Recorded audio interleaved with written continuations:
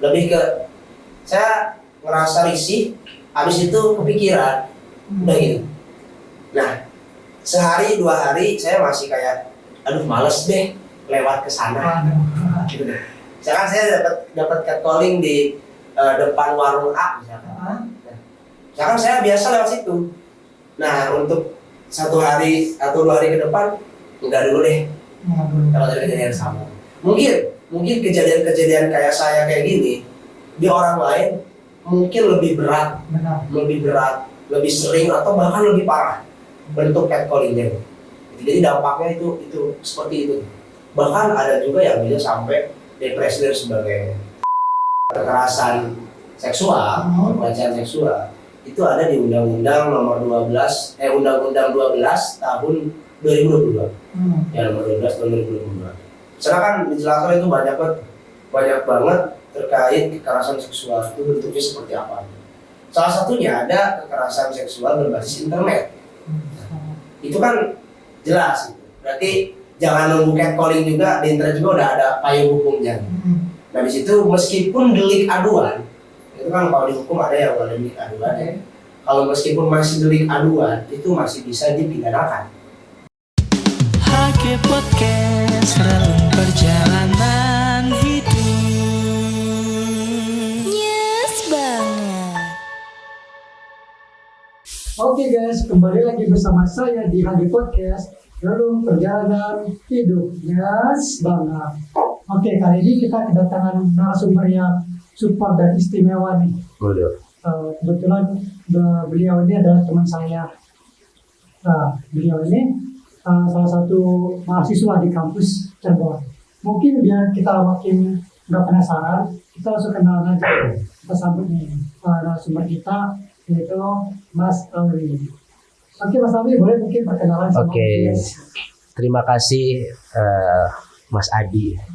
Biar lebih akrab. Karena kita tinggal di Cirebon juga. Iya. Adanya Kalau ketemu kita manggil Mas, manggil Pak itu biasa kali ya. Nah, mungkin saya Muhammad Alwi Haddad. Saya salah satu mahasiswa di Cirebon, juga ya aktif, kadang nongkrong, kadang ya apapun itulah. kadang nongkrong, kadang nugas, Iya gitu. kadang ngebucin nggak tuh Mas? Untuk saat ini enggak dulu dong. Fokus dulu lah. Seru juga, seru. Iya. Oke, mungkin kita bakal lebih ngebahas tentang isu-isu lebih yang marah nih Mas di Apa tuh? masyarakat Indonesia. Iya. Khususnya sebenarnya bukan Indonesia, karena kita hidup di Indonesia, kita lebih tertutup aja. Tentang pelecehan seksual. Wow.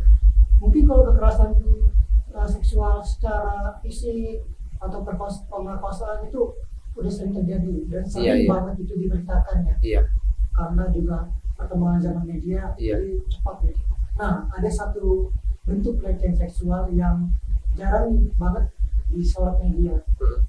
Itu biasanya kita familiar dengan catcalling. Nah, Catcalling ya. iya. Kira-kira Mas Alwi udah pernah dengar belum tentang catcalling? Pernah. Oke, Mas Alwi pernah dengar ya tentang catcalling? Iya. Menurut Mas Alwi, catcalling itu apa sih? Kalau menurut saya, catcalling itu kan kalau ingat-ingat ke tahunnya 1650, itu kan berasal dari bahasa kucing. Oh, iya. Maksudnya kan cat itu kan kucing ya. Ya maksudnya kucing itu kan kayak yang kita tahu meow dan sebagainya gitu.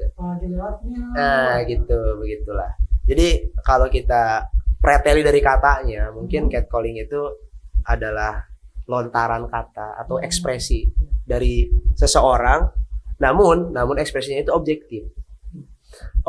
Jadi objektifnya itu lebih ke nantinya ke arah hasrat tuh. Iya, kayak hasrat.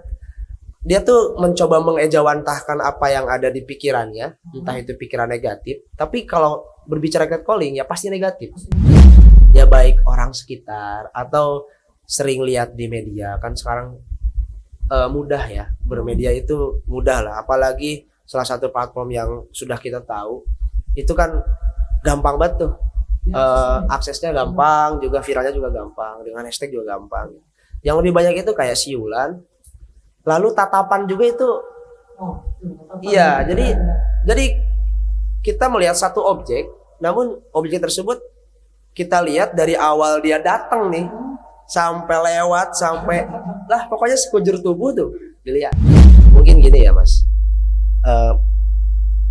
masyarakat atau orang sekitar itu, karena orang Indonesia itu suka humor. Iya, bener kan? Hampir setiap daerah itu humor itu menjadi makanan sehari-hari, bahkan cemilan sehari-hari. Namun ironisnya gak bisa bedain mana humor yang arahnya itu negatif atau bahkan beresiko ke kekerasan, mana yang humornya itu benar-benar humor. Ini nih yang sulit nih. Bahkan jadi ketika kita bilang nih ke orang lain, hai cantik, hai ganteng gitu, itu kan nggak selamanya tentang humor, apalagi orang yang nggak dikenal, apalagi di lingkungan yang baru gitu. Nah itu yang menjadi perbedaan antara catcalling dan pujian. Ketika kita catcalling ya udah pasti orang tersebut bisa terganggu. Kalau misalkan pujian ya nggak akan kayak gitu nadanya, dan juga pasti dibeli penjelasan yang lain. Nah saya pernah mengalami hal itu, kayak lewat di depan gang, ganteng mau kemana gitu. Nggak kenal, lingkungan baru gitu. Itu saya bukan merasa saya digodain, enggak, lebih ke ya apa gitu, ngerasa keganggu gitu. Ya risih juga ya, pernah kayak gitu di salah satu gang lah. Nah, Mas Alwi tadi kan sempat bilang ya bahwa penyebabnya adalah salah satu laki-laki itu pengen lebih nunjukin jati dirinya ketika melakukan hal catcalling. Nah, ada lagi nggak sih? Ada. Jadi kan yang pertama yaitu tadi ingin melihatkan jati dirinya, kejantanannya. Itu yang pertama, dan itu nyambung ke penyebab yang kedua. Ya karena mungkin laki-laki dari segi hasrat seksualnya itu lebih menggebu-gebu. Iya, lebih menggebu-gebu. Hormonnya tuh. Iya, lebih menggebu-gebu, apalagi ketika melihat lawan jenisnya yang lebih menarik. Tapi rata-rata kejadian itu jarang yang laki-lakinya sendirian terus godain cewek apa gimana tuh? Iya, biasanya rame-rame tuh. Itu ya. Benar. Ya itu biasanya rame-rame. Biasanya orang lagi pada nongkrong, tiba-tiba ada yang lewat, entah itu pakai kendaraan, sepeda atau apapun itulah, jalan kaki, digodain. Ya jadi alasan yang pertama itu ya tadi yang saya sebutin, ingin melihatkan jati dirinya, jantanannya. Jadi yang kedua, nyambung ke kebutuhan biologisnya juga, hasrat seksualnya itu lebih tinggi. Dan yang ketiga itu kalau menurut saya kalau menurut pandangan saya, budaya patriarkis juga. Jadi kan di Indonesia itu terhegemoni oleh pemikiran bahwa laki-laki itu yang menjadi pemimpin, yang harus berkuasa di atas segalanya dalam segi aspek apapun. Nah ini yang perlu diedukasi itu ini sebetulnya, yang nantinya akan timbul solusi dengan mengedukasi kesetaraan. Begitu. Jadi budaya patriarki itu menyebabkan ketimpangan gender ya? Iya. Padahal di Indonesia ini udah ada pejuang emansipasi wanita. Betul sekali. Jadi pahlawan bahkan, ya kan? Benar-benar. Jadi sayang gitu ya kalau budaya patriarki itu masih tetap berkembang ataupun tumbuh di masyarakat khususnya di Indonesia ya gitu. Iya. Oke, tadi mengulik tentang penyebab nih. Kita berlanjut karena ada hukum sebab dan akibat. Nah, kira-kira dampaknya nih dari catcalling ini apa ya gitu? Menurut Mas Alwi nih? Iya, kalau menurut saya ya mungkin dari pengalaman juga. Nah, dari pengalaman, misalnya kalau dari pengalaman. Saya sebelum nanti ungkapkan beberapa temuan-temuan dari pengalaman dulu deh. Boleh. Mungkin dari pengalaman saya itu ketika saya mendapat catcalling, ya kalau saya sih nggak terlalu diberatkan atau keberatan. Lebih ke saya ngerasa risih, habis itu kepikiran, udah gitu. Nah, sehari 2 hari saya masih kayak, aduh males deh lewat ke sana. Gitu deh. Misalkan saya dapat catcalling di depan warung A misalkan. Misalkan saya biasa lewat situ. Nah, untuk 1 hari atau 2 hari ke depan enggak dulu deh. Kalau ada kejadian sama. Mungkin kejadian-kejadian kayak saya kayak gini di orang lain mungkin lebih berat, Benar. lebih sering atau bahkan lebih parah bentuk catcallingnya. Jadi dampaknya itu seperti itu. Bahkan ada juga yang bisa sampai depresi dan sebagainya. Jadi menurut penelitian yang saya baca di salah satu universitas di Yogyakarta, itu ada tiga dampak dari catcalling itu. Yang pertama itu hyper aroused. Jadi gimana keadaan hormon itu larinya itu ke psikis. Jadi psikisnya kena. Psikologisnya berarti kena. Psikologisnya kena, jadi dia itu kayak depresi gitu. Itu berat. Jelas banget dong. Jadi apalagi kalau orang-orang konseling pasti tahu lah ya. Gimana tuh kayak menangani orang yang depresi, stres kayak gimana tuh. Itu nggak Pasti gampang. nggak gampang. Nantinya itu. Nah, yang kedua ada yang namanya numbing atau merasa tidak percaya diri. Ini misalkan yang kitanya awalnya mengeksplor diri, yang awalnya bukan extrovert ya, mungkin aktif gitulah, aktif dan proaktif ketika bertemu orang-orang banyak, orang-orang sekitar, ketemu orang baru. Semenjak kejadian itu jadi agak terbatasi dirinya. Dampaknya. Iya, ya kan karena secara tidak langsung kan kita misalkan lagi jalan sendirian nih, ketemu orang banyak, lalu orang banyak itu malah godain kita, entah itu dengan cara ngeliatin dari atas sampai bawah, iya, dari pertama dia lewat sampai gak ada, sampai kelihatan, itu kan ganggu kan ya. Jadi kan ketika ketemu orang banyak lagi, meskipun dalam keadaan yang biasa-biasa kayak seminar kayak gimana, pasti susah. Itu yang kedua. Yang ketiga ada intrusion. Kalau intrusion ini kayak kilas balik. Nah itu sepertinya apa ya? Yang saya rasain itu kemarin kayak gitu. Dampaknya mas. Iya, intrusion itu kilas balik. Nah kilas balik itu sebetulnya hal yang wajar. Kayak kita baru dapat kejadian yang tidak diduga-duga. Walaupun itu senang maupun duka, misalkan, aduh, kita senang nih kemarin baru dapat hadiah dari teman. Kita senang nih dapat hadiah dari pacar. Pastilah sehari 2 hari bahkan seminggu masih dibahas-bahas. Ya, intrusion tuh, kilas balik. Tapi kalau dampaknya kejadiannya negatif, dampak pun pasti negatif. Energi negatif. Iya. Kayak aduh, kemarin aku kena catcalling nih Di warung tersebut atau di tempat tersebut ya. Atau orang-orangnya tahu nih misalkan kita nih. Iya. Kita tahu misalkan orang itu suka nongkrong di sini, atau kalau di skala kampus misalkan kita tahu nih orang itu tuh fakultas itu misalkan. Aduh, jadi males nih ke fakultas ini. Karena ada orang tersebut yang pernah melakukan catcalling. Nah, gitu. Jadi intrusion ini sebetulnya wajar. Cuman kalau berlarut-larut ya berbahaya juga. Oke, Mas Aldi kan pernah menjadi korban salah satu catcalling dan ternyata dampaknya itu salah satu intrusion. Iya. Bagaimana Mas Aldi melewati ataupun menangani perasaan intrusion tersebut? Iya. Gini sih, kalau saya ya, waktu itu sempat ngedon kayak misalkan, aduh, kenapa sih? Gini loh maksudnya ya, orang kayak kita kayak gini kok masih aja ada gitu. Kan apa gitu kan? Maksudnya apa gitu. Cuman saya lebih ke sehari 2 hari masih kayak terbawa suasana. Apa gitu? Kan waktu itu juga belum tahu kalau kayak gitu tuh kejahatan.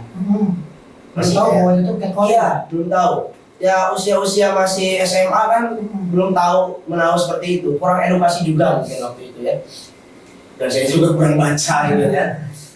Setelah saya tahu bahwa itu kejahatan, dan hari ini saya tahu itu kejahatan, akhirnya lebih banyak baca. Ternyata apa yang saya lakukan dulu ketika menerima catcalling itu rasanya sudah tepat gitu. Menurut saya treatment yang saya lakukan itu sudah tepat, karena 1 hari, 2 hari, 3 hari beratnya itu gimana sih kita biasa lewat ke jalan itu lalu tiba-tiba kita sendiri yang melarang gitu. Gitu loh. Lalu pengen lewat situ, udah jangan. Kan ada perasaan atau feel yang bergejolak, berlawanan dari diri ya itu kan sulit juga kan. Lalu selanjutnya setelah itu udahlah, kita anggap itu hal yang sudah berlalu, dan lebih ke berpikir positif lagi. Hmm. Yuk, kalau bisa ngelawan ya kita lawan. Kalau nggak bisa ngelawan, kita abaikan. Kalau saya bertekad, kalau saya udah tahu ilmunya, saya mau edukasi. Keren banget jadi kan. Iya gitu. Jadi punya tekad kayak gitu tuh. Iya. Jadi disitulah muncul semangat. Setelah 3 hari itu kayak semangat. Wah, nggak bisa nih kalau misalkan terus-terusan sedih. Harus ngedukasi. Dan hari ini saya diundang ke sini ngomongin ini. Pas banget tuh. Pas Kayak- banget untuk edukasi. Iya kayak Dapat wadahnya iya gitu gitu ya. kayak ada wadahnya gitu. Iya, Jadi iya. karena jujur Mas, setelah itu dampak negatifnya kan itu ya. Iya. Selama 3 hari dampak. Habis itu saya udah biasa aja, udah oke lagi. Dan akhir-akhir ini semenjak menjadi mahasiswa, akhirnya saya lebih banyak baca. Banyak baca tentang isu-isu kesetaraan, Oke. isu-isu tentang budaya patriarkis itu kayak gimana gitu dan sebagainya. Akhirnya tahu nih, gini. Akhirnya ketemu juga kan sama orang-orang yang korban patriarki, korban-korban yang kayak gitulah. Akhirnya bisa memahami lagi. Oke Mas Alwi, tadi kan salah satu dampak yang Mas Alwi rasain adalah intrusion. Nah, Iya. cara penanganannya adalah dengan mencoba untuk berpikir positif. Positif. Ya. Treatment diri lah. Iya, itu hal yang sangat menarik sih ya. Iya. Akhirnya Mas Alwi bisa berdamai sama diri Mas Alwi dari kejadian yang pernah Mas Alwi Iya. rasakan gitu. Akhirnya sampailah kalau kata Abraham Maslow itu tingkat manusia itu mempunyai tingkat kebutuhan sampai Ya. dari awal itu kebutuhan fisiologis sampai yang paling atas itu kebutuhan akan penerimaan diri. Iya. Jadi Mas Alwi udah sampai pada tahap penerimaan diri ya. Amin, amin. Tersebut. Amin. Dan saya tuh tadi sangat terkesan gitu bahwa Mas Alwi salah satu sebagai korban catcalling ternyata pengen juga mengedukasi Iya. masyarakat, Iya. khususnya bagi yang pelaku ataupun korban Iya. dari catcalling tersebut ya. Oke, itu sangat hal yang istimewa menurut saya. Saya dikasih wadah juga di sini nih. Iya. Makasih banyak juga nih. Waduh, sama Mas Dimas. Oke, kita lanjut ke pembahasan selanjutnya ya. Iya, boleh. Mengenai ada nggak sih hukum di negara Indonesia ini terhadap pelaku catcalling tersebut? Iya. Kalau saya baca-baca ya, karena saya bukan orang hukum juga, Iya. bukan spesialis hukum. Tapi kita bisa diterapkan lah. Iya, kita baca-baca dan hasil temuan saya itu, saya belum menemukan undang-undang yang framing khususnya itu catcalling. Catcalling. Saya belum menemukan. Tapi kalau misalkan berbicara kekerasan seksual, pelecehan seksual, itu ada di Undang-Undang Nomor 12, Undang-Undang 12 tahun 2022. Ya, nomor 12 tahun 2022. Karena kan dijelaskan itu banyak banget terkait kekerasan seksual itu bentuknya seperti apa. Salah satunya ada kekerasan seksual berbasis internet. Itu kan jelas. Berarti jangan nunggu catcalling juga, di internet juga udah ada payung hukumnya. Nah di situ meskipun delik aduan, itu kan kalau dihukum ada yang ada delik aduan ya. Kalau meskipun masih delik aduan, itu masih bisa dipidanakan. Dan pidananya juga cukup berat. Apa tuh Mas? Pidananya itu 9 bulan penjara atau denda 10 juta rupiah bagi pelaku pelecehan seksual. Nah kan pelecehan seksual baik secara verbal, non verbal, secara ya fisik, ya di dalam rumah tangga, ya misalkan perdagangan manusia, pemaksaan menjadi pelacur misalkan ya, pemaksaan berhubungan badan. Itu kan ada undang-undangnya dan di nomor 12 itu tahun 2020 itu banyak dibahas. Dan salah satunya yang saya menarik ya, itu salah satunya ada kekerasan seksual berbasis internet. Mungkin catcalling bisa masuk di sana atau bisa masuk di kekerasan non fisik atau fisik. Karena kan catcalling ada jenis siulan atau perkataan yang intonasinya merendahkan kayak hai cantik. Bisa jadi tatapan juga. Tatapan itu kan masuk semua. Itu meskipun delik aduan itu 9 bulan penjara atau denda 10 juta rupiah. Berarti alhamdulillah ya kalau kita di negara kita ternyata udah ada payung hukumnya walaupun untuk framing catcalling ini Iya belum ada. belum ada. Mungkin untuk ke pemerintah selanjutnya lebih di spesifik gitu. Karena catcalling ini benar-benar meresahkan sih. Meresahkan. Iya. Terlebih lagi wanita banyak yang menjadi Iya, korban. wanita yang korban. Oke, mungkin diskusi kita hari ini cukup ya Dimas ya, karena Boleh. udah cukup menarik juga, Baik. udah cukup untuk mengedukasi juga. Jadi untuk teman-teman, sangat sayang nih kalau nggak nonton podcast kita berdua. Ya semoga ada manfaatnya lah. Insya Allah, amin amin. Sebelum untuk kita tutup nih, mungkin kita bikin slogan kali ya, slogan untuk Boleh. catcalling. Ya, saya tuh punya slogan biasanya nih di stigma masyarakat itu say no to drugs. Iya. Oke, kita ganti nih drugs yang jadi catcalling. Gimana Mas? Boleh. Oke. Tangannya gimana tangannya? Gimana nih enaknya nih tangannya? Gini aja atau gimana? Gini, Ya, boleh. say no to Catcalling. catcalling. Oke. Oke, 1, 2, 3. Say Say no to catcalling. Oke, bye-bye. Bye. HG Podcast relung perjalanan